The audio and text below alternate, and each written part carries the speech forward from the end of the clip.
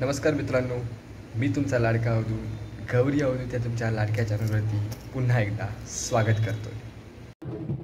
आत्ता जो आपण बघणार आहोत आणि चुकाई देवस्थान खेरडी या ठिकाणचं मंदिर आहे। तर या मंदिरामध्ये प्रामुख्याने 5 देवता यांचं वास्तव्य आहे।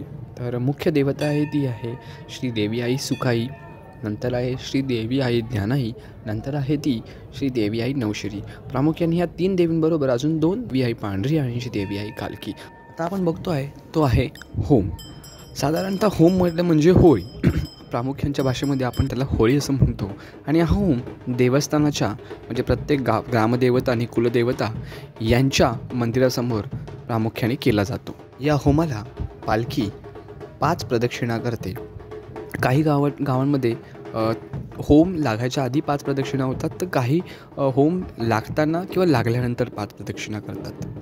तुम्हाला सुद्धा तुमच्या गावचा शिमगा, तुमच्या गावची होळी आणि तुमच्या गावच्या रूढी परंपरा जर आमच्या यूट्यूब चॅनलवरती दाखवायचे असतील तर आम्हाला नक्की कमेंट करा आणि आम्ही तुमच्याशी संवाद साधू, कॉन्टॅक्ट करू आणि त्या व्हिडिओ तुमच्या नावाने, गावाच्या नावाने प्रसिद्ध करू।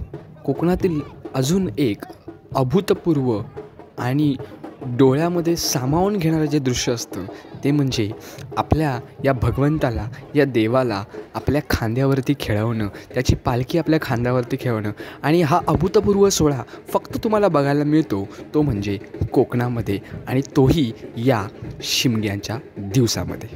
मित्रांनो, अजूनही तुम्ही आमच्या चॅनलला सबस्क्राईब केलं नसेल तर सबस्क्राईब करा।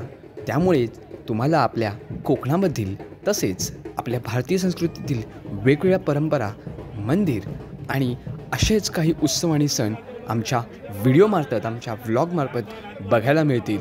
त्यामुळे नक्की सबस्क्राईब करा, शेअर करा, लाईक करा, कमेंट करा। धन्यवाद।